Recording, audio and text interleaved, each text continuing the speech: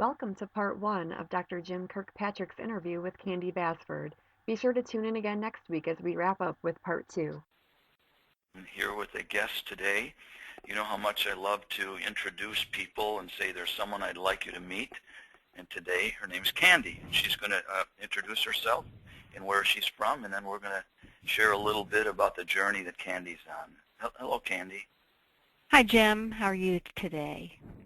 I'm good. You and I had a conversation several months ago about evaluation, and why don't you start with that and then kind of take us through at least that conversation and into the Bronze program and into the current situation.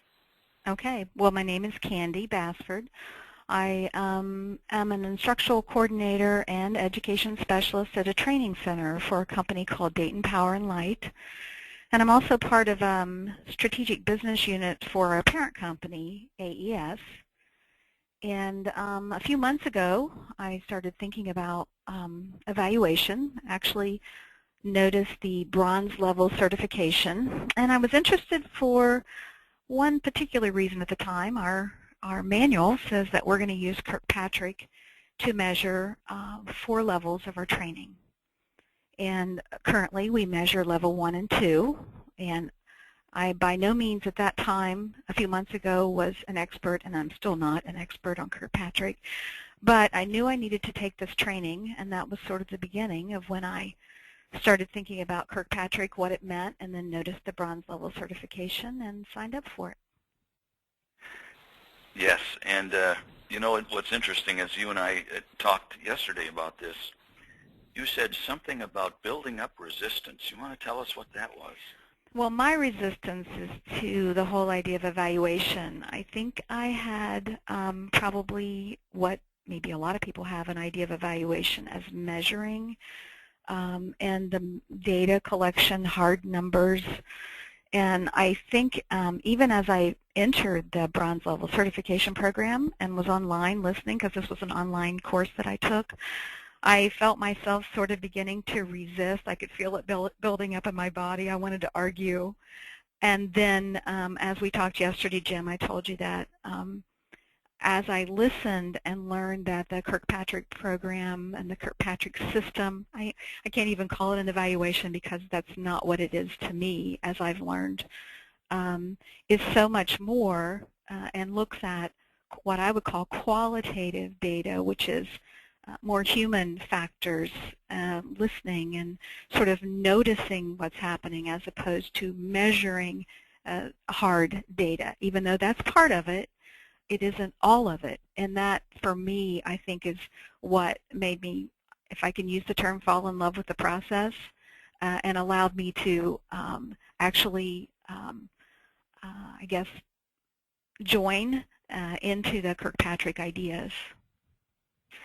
And you know, Candee, you obviously have somehow taken this to heart, and you could have just learned what you learned and applied it in your own world and hope for the best, but what made you go beyond that? Well, I think one is I want to do good work. 2, I do have from just life experiences a belief in people, that most people want to do good work. And I think the Kirkpatrick process that I learned was, interestingly enough, did not define the problem of performing after training, did not place it on the individual learner as much as it did, in my mind, on all of us that are within a company or a system. And it seemed to me about being about how do we all create the conditions for people to apply what they've learned. So there was something there that made sense to me, and it also applied to doing good work, supporting people on the job, and I like that. It just, like I said, it makes sense to me to do that. Well, it also made sense for you to develop a new term for me, infographic. Is that the right term? Yeah, that is the term. To Wendy and me the other day, and we were looking at it, and it's beautifully colored, and we're going to make you guys aware of it so that you can see what Candee did to try and bring this to life. Tell us about creating this document. Well, a little bit of synchronicity. Right after I completed my Kirkpatrick bronze level certification, which I'm really proud of, I got an email newsletter from somebody saying, learn how to make an infographic. An infographic is sort of a popular term these days for a visual representation of an idea. I guess you could call it a poster, but I like the idea of visually making something visual so that someone can see it. I also found myself somewhat struggling to tell other people about what I'd learned about Kirkpatrick, and I knew that I needed to find a way to make it easy to explain, and also to create opportunities for people to ask me more about it. So this visual became that. It became a way to explain the process. It also became an opportunity for people to say, what's that? What's that mean? So it became an opportunity to start a conversation about it.